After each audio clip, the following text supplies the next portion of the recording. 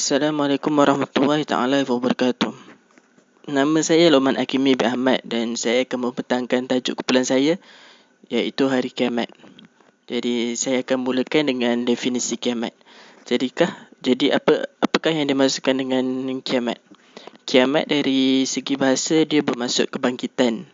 Dan daripada sudut istilah pula dia bermaksud hari kiamat adalah hari dunia dihancurkan oleh Allah sebagai tanda berakhirnya kehidupan di dunia ini dan manusia akan dibangkitkan kembali untuk tujuan pembalasan terhadap segala perkara yang telah dilakukan ketika kita berada di dunia ini dahulu.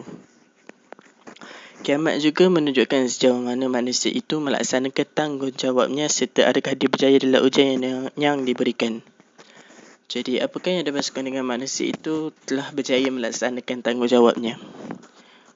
Maknanya tanggungjawab yang kita ada sekarang ni adalah untuk solat daripada segi Islam. Yang pertama adalah solat. Solat pula ada 5 waktu dan kita kena penuh dengan 5 waktu tu. Kita tak boleh tinggalkan solat tu sebab dia adalah kewajipan untuk kita. Lepas tu yang akan datang ni pula adalah puasa kan. Jadi kita perlulah ikut. Kita kenalah puasa penuh sebab itulah kewajipan bagi kita. Dan adakah kalau kita berjaya penuhkan solat itu dan juga adalah kita berjaya berpuasa penuh, maknanya kita telah berjaya dengan ujian sebab solat itu adalah satu ujian untuk kita. Puasa pun adalah satu ujian untuk kita. Jadi kalau kita berjaya, kita akan lepaskan, dan kalau kita tidak berjaya, kita akan menerima pembalasannya di hari kiamat nanti. Seterusnya adalah hukum beriman dengan hari kiamat. Hukum dia adalah wajib. Jadi kita tidak boleh tak percaya dengan hari kiamat ni sebab hukum dia adalah wajib. Dalam surah An-Nisa ayat 136, wahai orang-orang yang beriman, tetapkanlah iman kamu kepada Allah dan Rasulnya dan kitab Al-Quran yang telah diturunkan kepada Rasulnya dan juga kepada kitab-kitab suci yang telah diturunkan dahulu daripada itu. Dan sesiapa yang kufur ingkar kepada Allah dan malaikat dan kitab-kitabnya dan rasul-rasulnya dan juga hari akhirat, maka sesungguhnya ia telah sesat dengan kesesatan yang berjauh. Maknanya kalau kita dalam surah ni dia mengatakan kalau kita tak percaya kepada rasul, kita kufur ingkar kepada Allah, kita tidak percaya kepada malaikat, tidak percaya kepada kitab, maknanya kita telah sesat. Sebab kita tak percaya itu, maka kita telah sesat. Okey, yang seterusnya adalah dalil. Antara dalil-dalil hari kiamat adalah dalam surah Az-Zumar, surah ke-39 ayat 68. Menurut firman Allah, dan ditiuplah sangkakala, maka matilah siapa yang di langit dan yang ada di bumi, kecuali yang dikehendaki oleh Allah. Kemudian ditiup sangkakala itu sekali lagi, maka tiba-tiba mereka berdiri bangkit menunggu keputusannya masing-masing.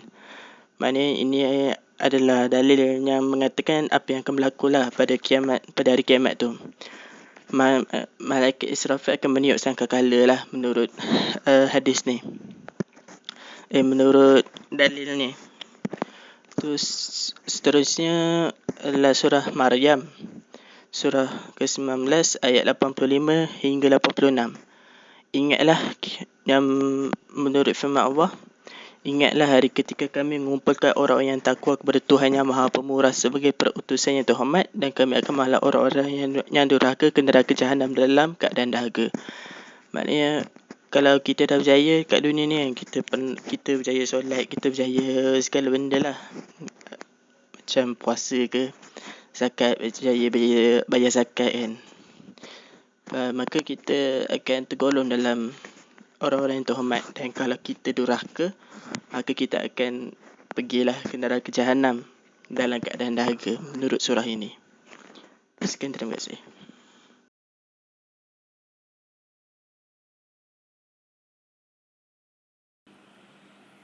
Assalamualaikum warahmatullahi wabarakatuh. Wassalatu wassalamu ala asyrafil anbiya'i wal mursalin wa ala alihi wa sahbihi ajma'in. Allahumma ta'alaina hikmatika wa ansyur alaina min hazaini rahmatika ya arhamar rahimin. Rabbi sirli amri wa hlul 'uqdatam min lisani yafqahu qawli. La haula wa la quwwata illa billah. Okey, nama saya Yusuf Al-Amin bin Zulkifli.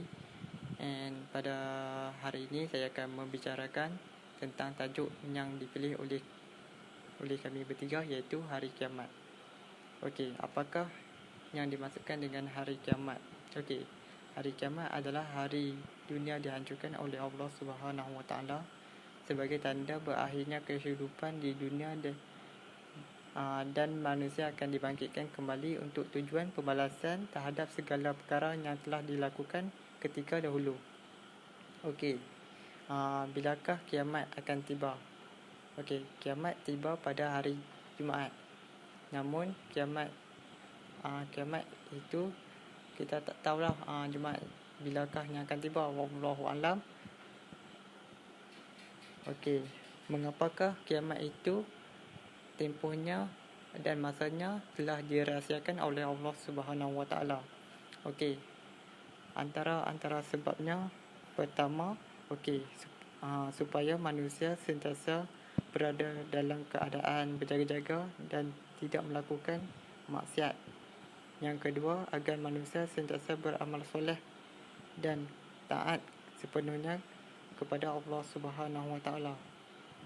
Okey, kalau kita tengok di sini, okey, supaya kita berjaga-jaga, tidak melakukan kemaksiatan. Okey, kalau lah kita tahu kiamat itu bila, kita punya umur ataupun kematian kita tahu, okey, senanglah macam tu. Sebab tu Allah telah rahsiakan yang pertama hari kiamat dan yang kedua adalah kematian. Okey, kalau kita tahu, senanglah kita nak bertaubat, kita nak buat baik bila, kita nak melakukan amal kebaikan tu bila. Sebab tu Allah telah rahsiakan bilakah hari kiamat. Okey. Biarpun hari kiamat tidak diketahui, namun ia ada tanda sebagai firman Allah, faqad jaa asratuha, maksudnya kerana sesungguhnya telah dilahirkan tanda-tanda kedatangannya. Surah Muhammad ayat yang ke-18. Okey. Tanda-tanda kiamat terbahagi kepada dua bahagian.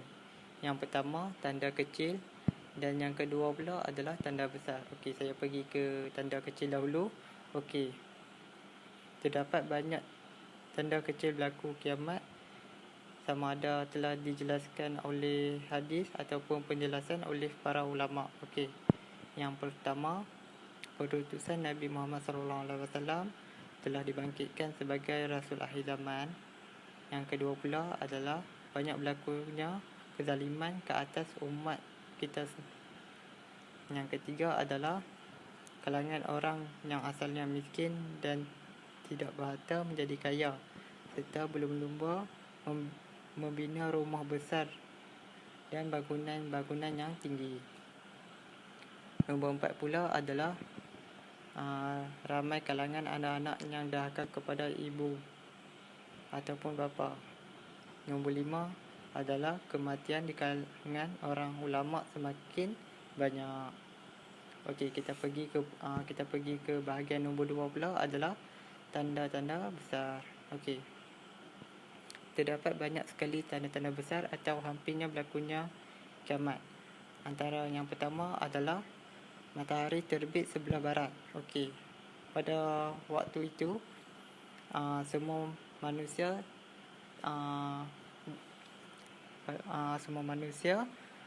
meminta taubat, namun taubat itu tidak berguna kerana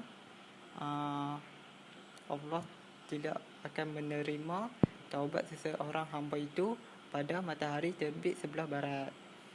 Tanda yang kedua pula adalah keluarnya binatang. Okey, maksudnya binatang itu ia akan boleh bercakap dengan manusia. Okey, binatang itu juga mempunyai roh.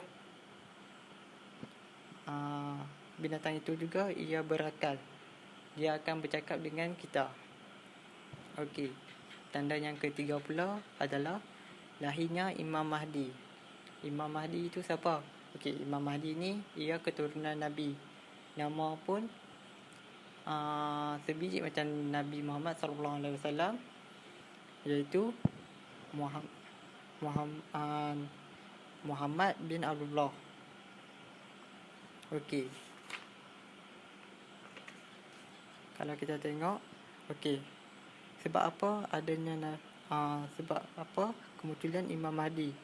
Okey, Imam Mahdi ini ia akan datang dan memerintah alam serta melakukan orang panggil syariat Islam. Okey, waktu itu kezaliman yang kita timbulkan akan dihentikan oleh Imam Mahdi.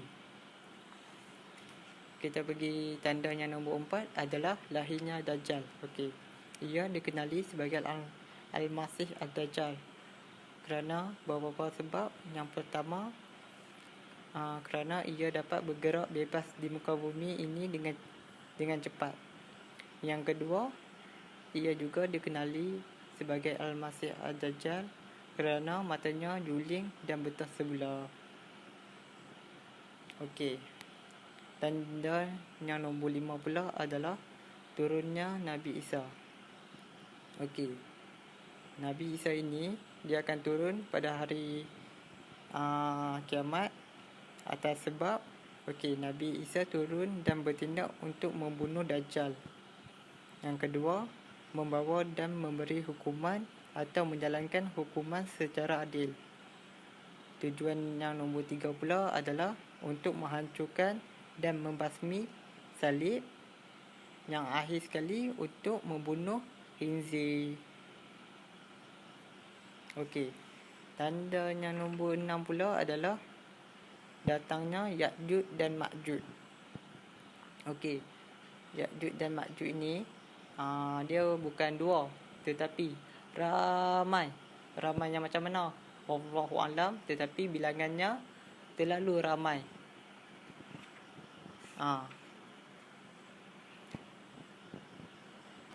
Okey, saya akan sambung bahagian saya, iaitu adakah kita bersedia untuk menghadapi hari kiamat. Saya nak sebut hari kiamat pun saya dah cukup takut. Ni kita nak hadapi hari kiamat yang semakin dekat dengan kita. Okey, sebab itu Islam telah melarang umatnya melakukan dosa, sama ada kecil ataupun besar. Okey, justru segala perbuatan maksiat dikira sebagai dosa walaupun sebesar zarah. Dosa yang ada pada diri seseorang akan menyebabkan hatinya hitam dan keras dan tidak percaya. Okey, saya dah tengok dalam satu forum yang disampaikan oleh Ustaz Wadi Anwar. Okey, ia menyatakan walaupun kita mempunyai kebaikan sekecil zarah, kita tidak akan bertemu dengan hari kiamat. Namun, walaupun kita tidak bertemu dengan hari kiamat, okey, sebab apa kita melakukan kebaikan? Sebab apa? Sebab kita ini adalah untuk menentukan di mana kita akan duduk dekat akhirat nanti. Adakah syurga maupun neraka.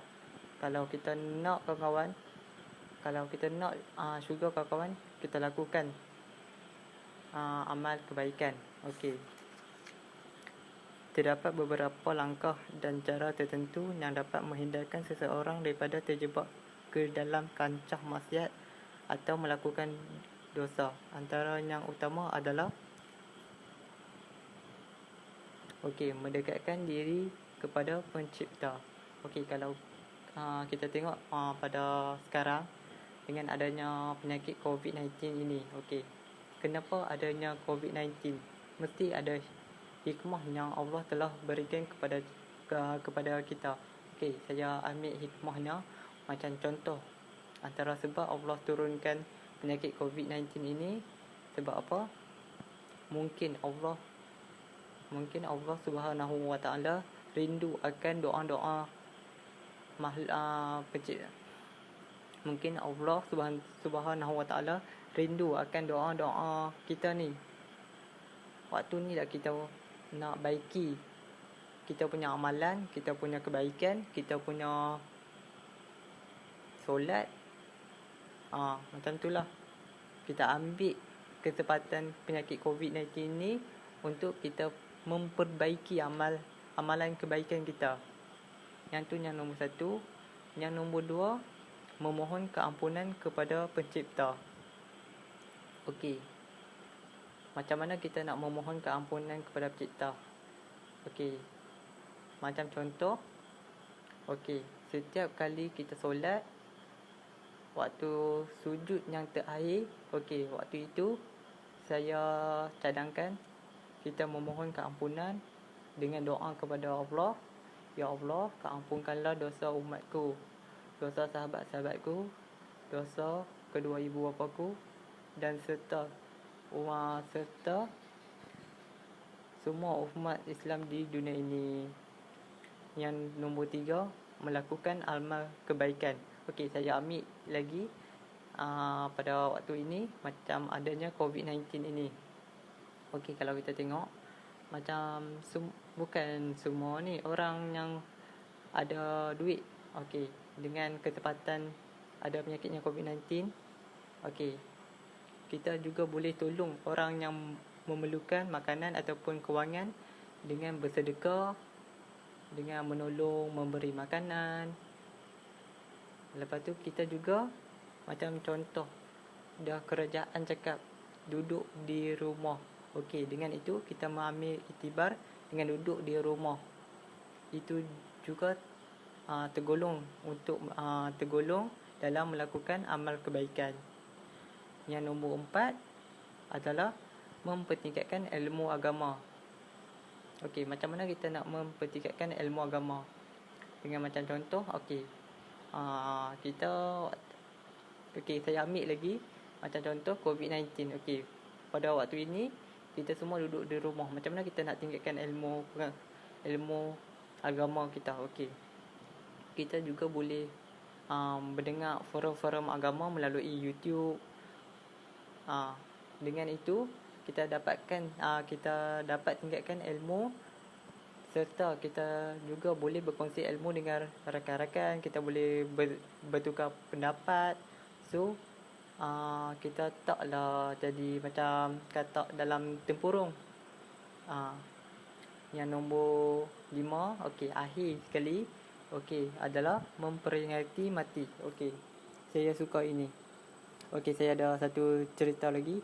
Macam contoh, pada satu ketika dahulu waktu saya form 5, saya ada kemalangan yang menyebabkan saya koma dalam 3 ataupun 2 lah kot.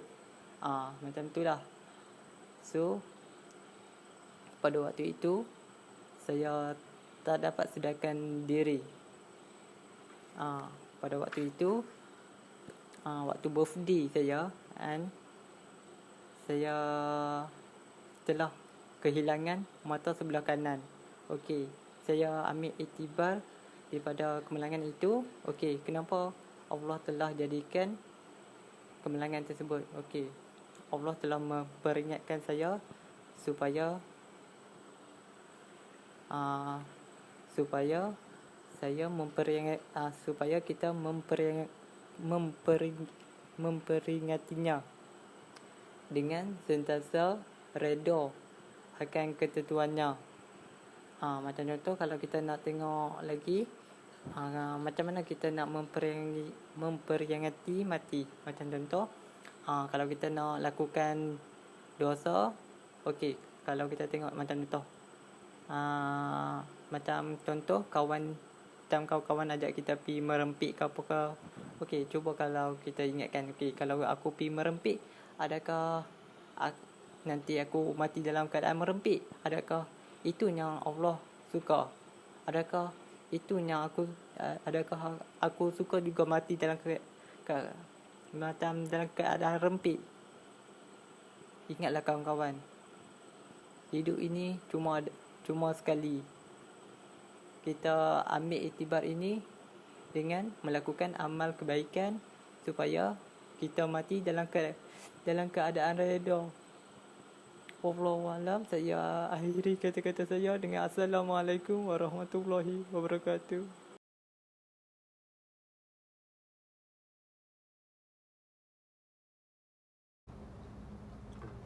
Bismillahirrahmanirrahim. Assalamualaikum warahmatullahi wabarakatuh. Nama saya Ahmad Faizal bin Yulianto. nombor matriks di 17309790. So saya akan meneruskan pembentangan daripada kawan saya Amin. So perkara yang keempat yang kita perlu lihat di sini ialah hikmah daripada kita beriman kepada hari akhirat. Pada mulanya saya akan memberitahu bahawa beriman kepada hari akhirat tentu bukan hanya percaya, namun juga dapat diaplikasikan dalam amalan sebahagian bentuk keyakinan terhadapnya. Tidak sia-sia tentunya orang yang beriman pada hari kiamat, tetapi akan ada hikmahnya bagi siapa yang percaya dan berusaha untuk mengambil maknanya untuk menghayati serta menjadi pencerahan hidup di setiap harinya. Okay, berikut saya ada terdapat 4 poin, iaitu yang pertama ialah semakin beriman dan bertakwa kepada Allah. Ya, orang yang beriman pada hari akhirat ni, maka ia akan semakin beriman dan bertakwa pula kepada Allah. Keberimanan ini kepada Allah pasti akan mendampakkan pada keyakinan hari akhirat dan begitu sebaliknya.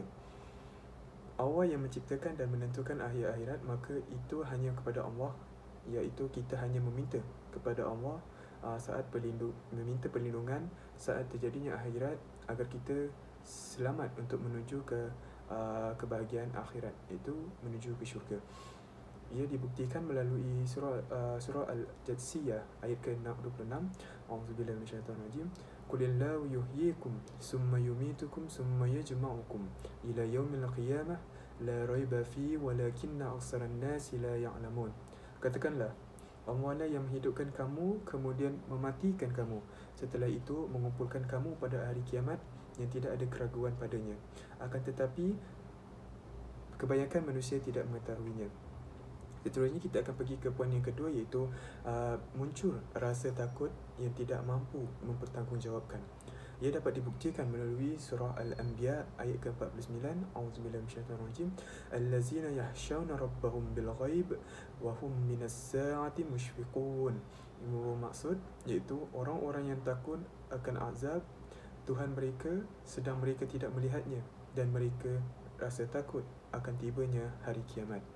Ia menyebabkan orang yang beriman pada hari akhirat akan muncul rasa takut ketika membuat sesuatu tanpa memiliki pendasaran yang benar dan rasional.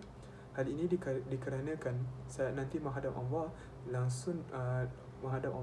langsung saat harus mempertanggungjawabnya, tentu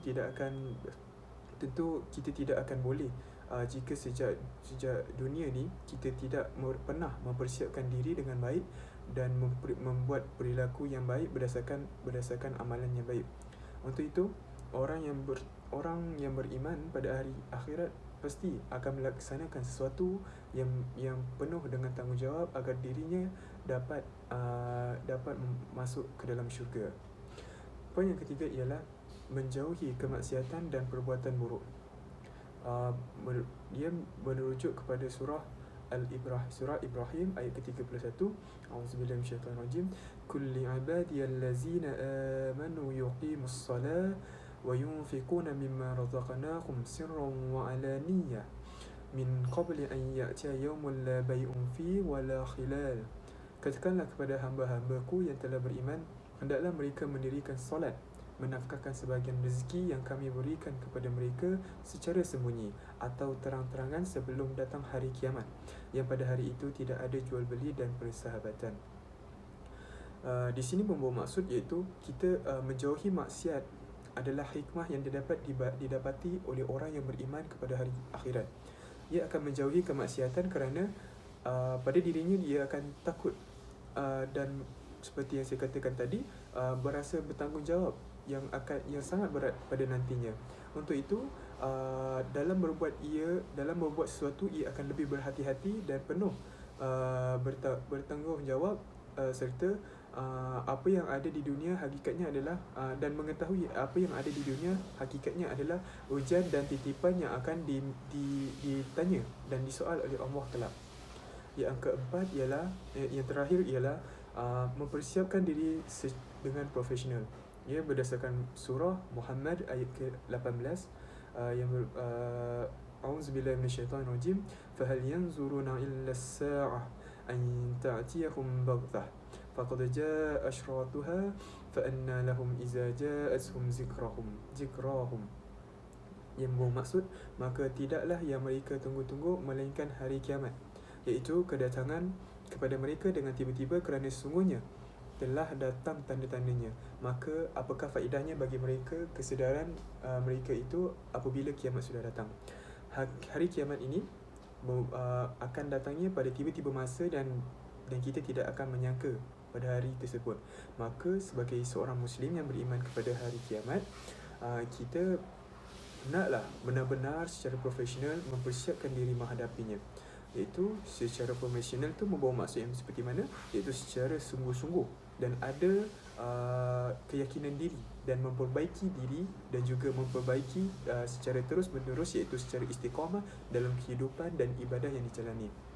Hal ini selayaknya seorang seperti seorang orang yang sudah berkaryawan, iaitu orang yang telah berjaya pada yang bekerja pada atasan, seperti tersebut.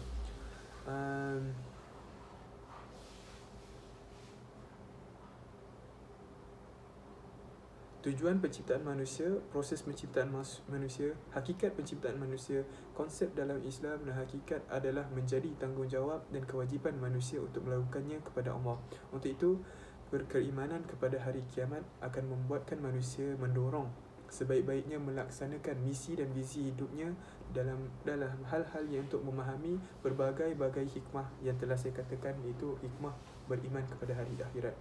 So, saya akan menutupi pembentangan ini dengan kata-kata Al-Imam Al-Ghazali, iaitu yang singkat itu waktu, yang menipu itu dunia, yang dekat itu adalah kematian, yang besar itu adalah hawa nafsu, yang berat itu amanah, yang sulit itu adalah ikhlas, yang mudah itu membuat dosa, yang susah itu adalah bersabar, yang sering dilupakan adalah bersyukur. Maka tepuk dada, tanyalah selera. Assalamualaikum warahmatullahi taala wabarakatuh.